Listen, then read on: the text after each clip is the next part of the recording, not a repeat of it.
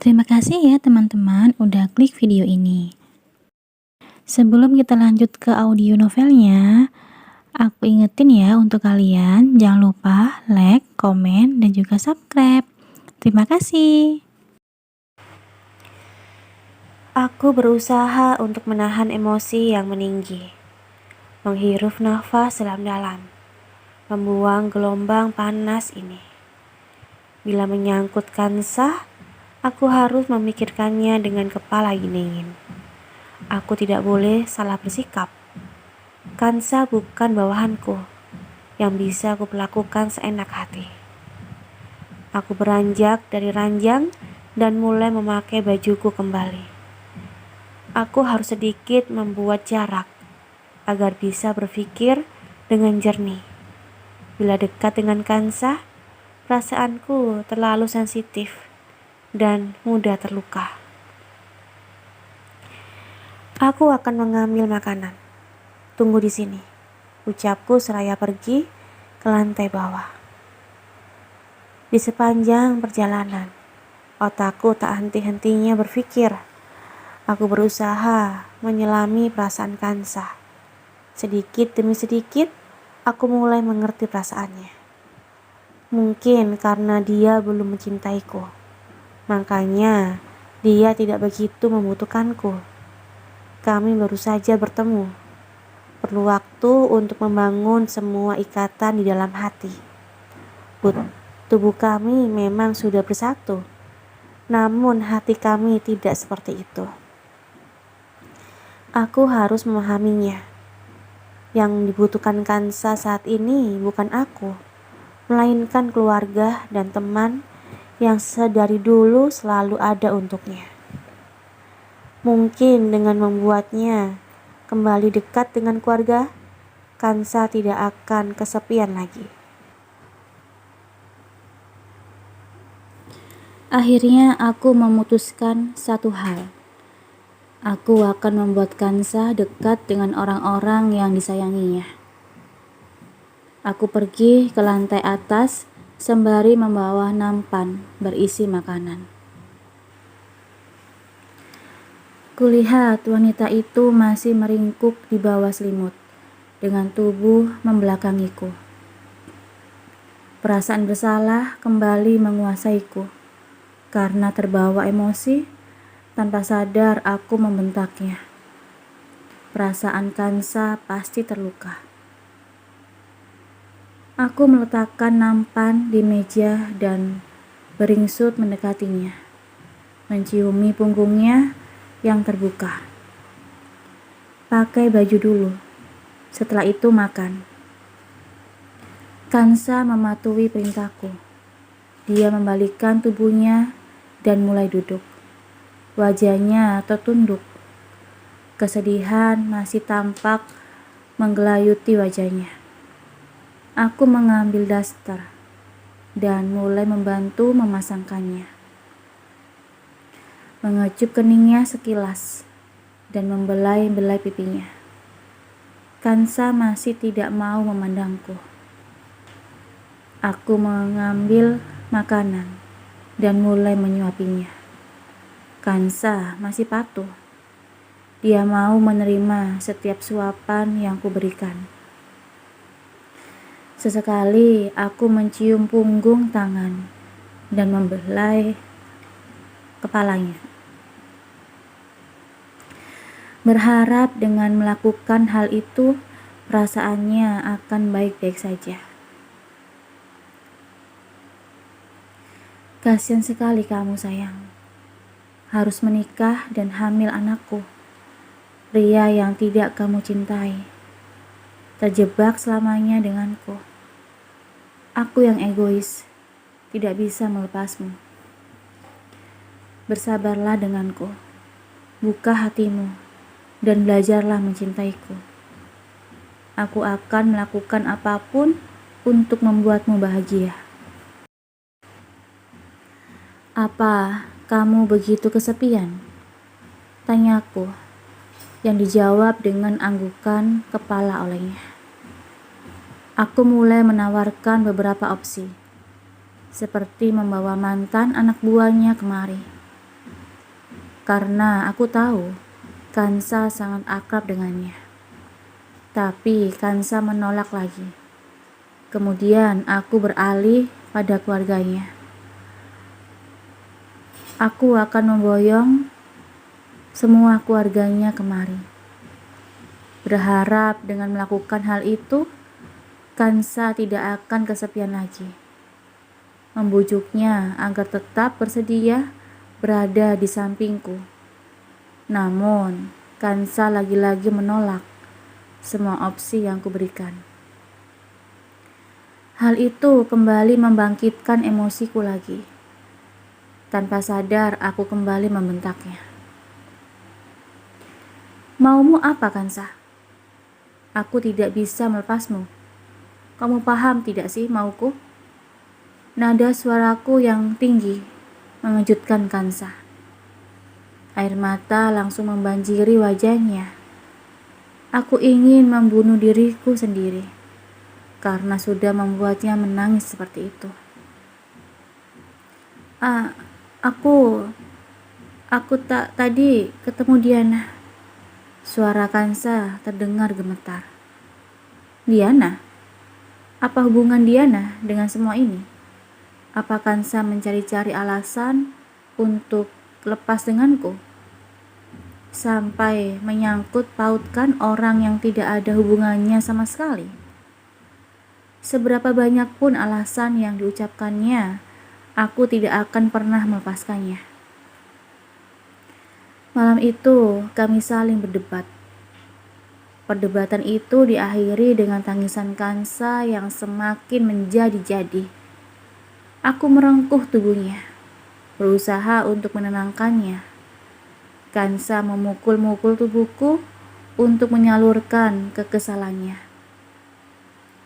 Dari bibirnya terlontar kata-kata yang menyakiti hati, namun aku mengabaikannya.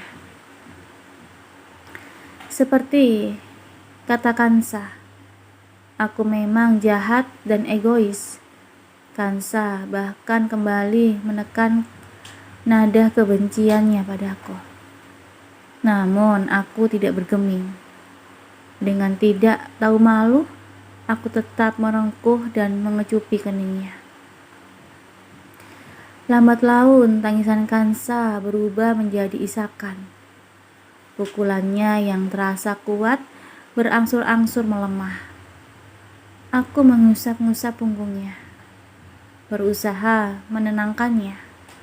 Isakan-isakan itu pada akhirnya berhenti. Tarikan nafasnya mulai teratur. Kansa tertidur dengan air mata yang masih mengalir. Sedih, kecewa, sakit hati, dan perasaan bersalah.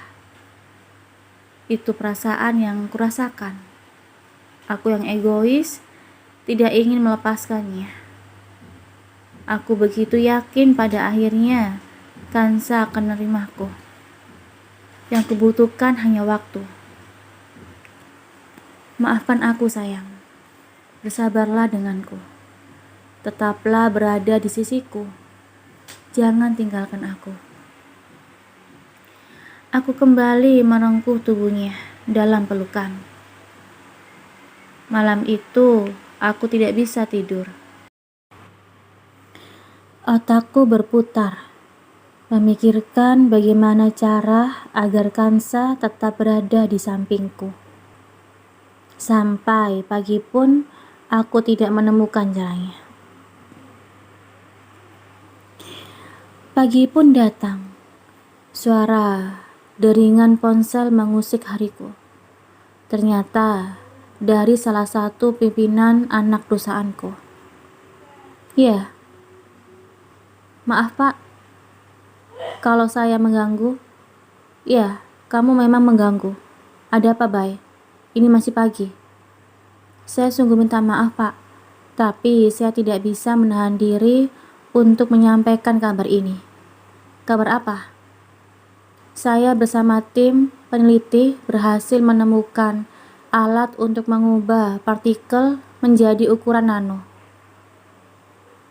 Kita tidak perlu membeli dari Korsel, Pak. Dengan alat ini akan memudahkan kita untuk mengembangkan produk. Apa kalian sudah mengujinya? Kami masih dalam tahap pengujian. Bila Bapak tidak keberatan, sudikah Bapak mengunjungi lab kami? Namanya Bayu. Dia adalah juniorku di kampus. Aku menunjuknya sebagai pemegang perusahaanku yang bergerak di bidang IT. Selain jenius, di bidangnya dia juga memiliki jiwa entrepreneurship. Sudah lama aku tidak mengunjungi perusahaanku. Aku hanya menerima laporan setiap harinya. Beruntungnya, aku memiliki orang-orang yang kompeten. Tanpa campur tanganku pun, mereka bisa bergerak sendiri. Meskipun profit yang dihasilkan tidak sesuai dengan target yang aku inginkan. Tapi setidaknya perusahaan masih bisa berdiri dengan kokoh. Ya, hari ini aku akan mengunjungi semua cabang. Siapkan segala sesuatunya dengan sempurna. Aku tidak ingin membuang-buang waktuku. Mengerti? Baik, Pak. Akan saya sampaikan ke pimpinan yang lain. Terima kasih, Pak. Sekali lagi, saya mohon maaf. Aku menutup panggilan itu dan berbalik pada Kansa. Wanita itu masih tertidur dengan lelapnya. Buliran air mata masih tampak membekas di pipinya. Aku membelai pipinya, berusaha menghilangkan bekas itu. Semalaman aku merengkuh tubuhnya, berusaha menyampaikan dengan gestur tubuhku bahwa aku mencintainya.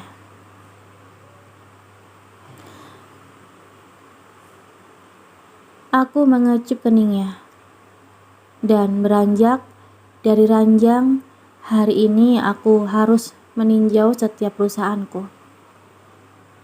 Karena terlalu fokus pada masalah keluarga, membuatku tidak memikirkan keberlangsungan perusahaan itu. Padahal nasib ribuan karyawan ada di tanganku. Aku mandi dan membersihkan diri. Setelah itu aku pergi ke ruang ganti, memakai setelan kerja dan mulai bersiap diri. Setelah jam kemudian, aku sudah siap. Aku kembali ke kamar. Kulihat Kansa masih tidur membelakangiku. Sayang, bangun. Aku mau berangkat. Aku memberi kecupan di kening dan bibirnya. Namun Kansa tetap tak bergeming. Sepertinya dia masih tertidur dengan lelap. Aku menarik selimut dan menutupi seluruh tubuhnya. Ya sudah, tidur nyenyak ya. Cup. Puas menciumnya, aku memutuskan untuk berangkat kerja. Moodku benar-benar tidak bagus. Pergi kerja tanpa diantar Kansa rasanya cukup menyesakkan.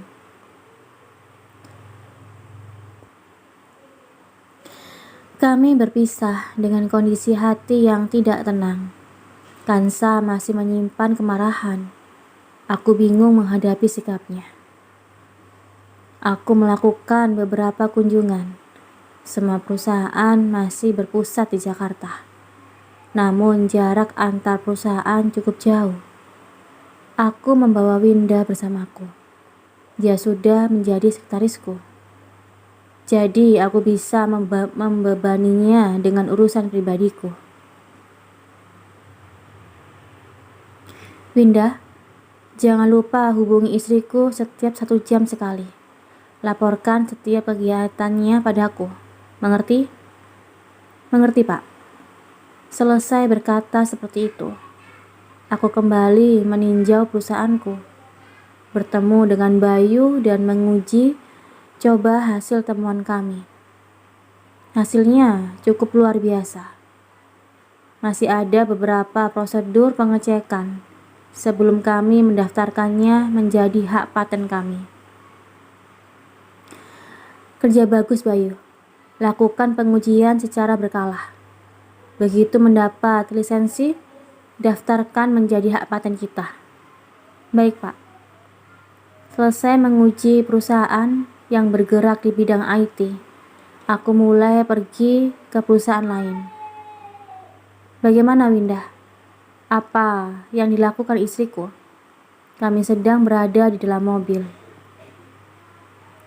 Ibu Kansa tidak menjawab telepon saya, Pak. Saya akan mencoba untuk terus menghubungi beliau. Mana ponselku? Ini, Pak. Winda menyerahkan ponsel. Apa ada yang menghubungiku? Ada, Pak.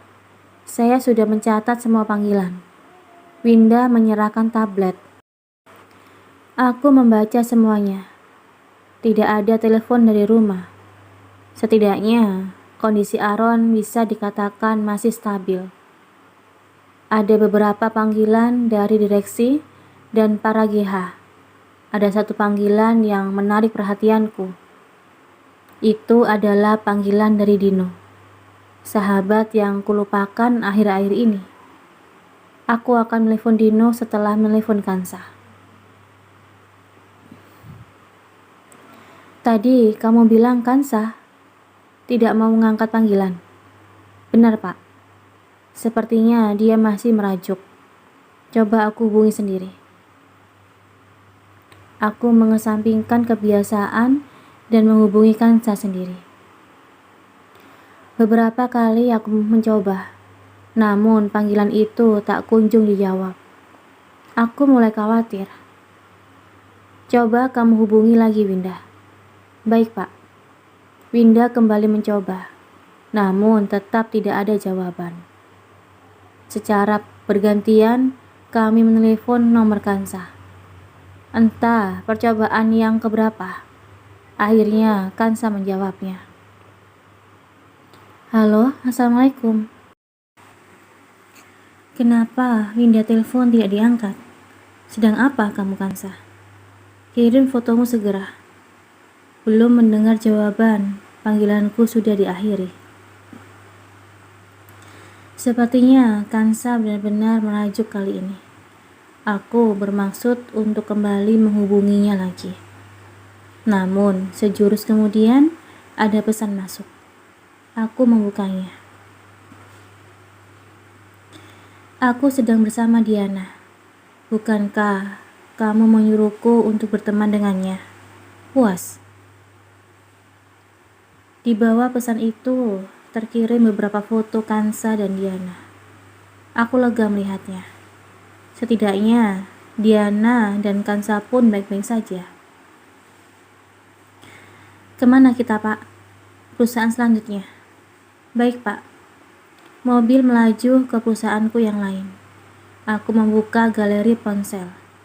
Kumpulan foto Kansa tampak bertebaran. Memori ponsel ratusan giga dipenuhi dengan puluhan ribu foto Kansa. Hasil penguntitanku selama ini. Bila Kansa mengetahui hal ini, dia pasti syok. Kansa akan tahu bahwa aku menguntitnya selama ini. Wanita itu pasti akan lebih membenciku. Aku men-scroll foto-foto itu. Setiap melihat foto-fotonya membuat hatiku menghangat. Tiba-tiba aku ingat, aku belum menghubungi Dino. Pria itu belum tahu mengenai pernikahanku. Karena terlalu sibuk dengan Kansa, aku melupakan sahabatku sendiri. Aku mulai menghubungi Dino. Pada deringan pertama, pria itu mengangkat panggilanku. Akhirnya, Big Boss menelponku juga. Gimana kabarmu, Guk? Sudah lama aku gak dengar kabarmu. Gimana kabar Kak Aaron? Aku baik-baik saja. Kondisi Aaron masih belum ada perubahan. Dia masih di Singapura. Kamu telepon cuma mau nanyain hal itu. Enggak. Aku cuma mau mastiin temanku masih hidup apa udah mati. Lama dia gak ngabar. Syukur deh ternyata masih hidup. Kampret, gimana kabarmu? Ada kabar apa? Kabar nggak penting, Guk. Kalau Big Boss nggak sibuk, mohon kiranya bisa hadir di pernikahanku. Hah? Apa aku nggak salah dengar? Coba ulangi. Kamu mau apa? Aku mau nikah. Puas? Emang ada yang mau sama kamu? Jangan bercanda deh. Aku nggak lagi bercanda, Guk. Aku kirim undangannya deh. Acaranya dimulai besok. Datang ya? Hah? Bentar, aku kirimin. Aku menunggu beberapa saat. Benar saja. Semenit kemudian ada motif pesan masuk dari Dino. Pesan itu berisi undangan pernikahannya yang akan diadakan besok. Gila, kamu benar-benar mau nikah? Wanita gila mana yang mau sama kamu? Mulut jaga. Gini-gini masih banyak yang minat sama aku, Guk. Udah gak kehitung berapa anak orang yang udah aku perawanin. Memang kamu ganteng-ganteng, tapi percuma dong kalau masih pejaka. Hahaha. Tino tertawa puas. Aku tersenyum simpul. Andaikan dia ada di dekatku, aku pasti sudah mengeplak kepalanya. Kamu salah. Aku juga udah ngemperawanin anak orang. Alex Junior ini sudah ngerasain hangatnya. Hahaha. Kalau mau bohong tuh yang realistis dong, Guk. Aku tahu kamu tuh masih suci. Otak dan tubuhmu kan sudah dipenuhi sama kansa. Mana mungkin kamu mau nyentuh wanita lain. Hahaha. Dino tertawa puas. Aku semakin ingin mengopaknya. Tapi aku punya balasan lain untuk membungkam mulut penuh hinaan itu. Aku akan ngirimin buktinya. Tunggu. Aku mematikan panggilan dan mulai mencari-cari di galeri. Selama beberapa hari menikah dengan Kansa, selain memiliki kebiasaan menatap Kansa ketika tidur, kebiasaanku yang lain adalah memfotonya. Terkadang aku memfoto kami berdua ketika posisi dia sedang berada di pelukanku. Aku memilih salah satu foto yang menunjukkan Kansa berada di pelukanku, sementara aku mencium keningnya. Kemudian aku juga memilih foto lain yang menunjukkan tubuh Kansa full body, sehingga perutnya yang membesar terlihat dengan jelas. Aku melingkari bagian perut Kansa yang membuncit. Aku mengirim kedua foto itu dengan caption yang berbeda. Caption pertama berisi, "Dia tidur di pelukanku. Kami habis melakukan olahraga malam." Caption kedua berisi, "Ini hasil karyaku. Setidaknya aku maju satu langkah darimu." Tidak sampai semenit, teleponku kembali berdering. Dino kembali meneleponku. Aku mengangkat panggilan itu. Gila, Guk. Kamu beneran sama Kansa? Bagaimana ceritanya? Sejak kapan kalian bersama? Kenapa Kansa sudah hamil besar? Bukannya baru beberapa minggu yang lalu kamu bingung mencarinya? Ceritakan semuanya, Guk. Edan. Suara Dino terdengar berapi-api. Ada nada keterkejutan dan ketidakpercayaan. Aku menanggapinya dengan tertawa terbahak-bahak. Entah mengapa aku merasa senang karena telah selangkah lebih maju darinya. Aku tidak sepengecut yang kamu pikirkan. Gerakanku pelan namun pasti. Terbukti kan? Dengan sekali gerak, aku sudah bisa menjadikannya milikku. Kamu bangga kan? Temenmu ini berhasil. Iya, Guk, aku bangga. Aku benar-benar bangga. Aku pikir selamanya akan melihat temanku jadi bujang melapuk. Benar-benar gak nyangka, Guk, kamu berhasil dapetin Kansa. Sumpah, Aku benar-benar bangga. Dasar sampah musim ini. Ceritakan semua padaku. Aku pun menceritakan semua kejadian di malam reuni itu. Kansa yang menghilang setelahnya, dan rencanaku untuk mencarinya, serta pertemuan tak sengaja kami di kota Malang. Beruntung kamu, Guk. Benar-benar beruntung. Aku bangga, Guk, bawa dia ke pernikahanku besok ya. Aku gak sabar melihat kalian bersama. Aku benar-benar bahagia untukmu, sahabatku. Suara Dino terdengar serak dan gemetar, karena terlalu haru dan bahagia untukku. Dino sampai menangis. Perasaanku benar-benar tersentuh. Dino adalah orang yang paling mengetahui perjuanganku untuk mendapatkan Kansa. Hanya Dino yang tahu betapa besarnya perasaanku untuk wanita itu. Dino, sahabat seperjuanganku. Iya, Din. Besok aku akan membawanya. Terima kasih ya udah dengerin audio Eva Family. Dengerin terus ya audio Eva Family di YouTube Eva Family. Sampai jumpa. Bye-bye.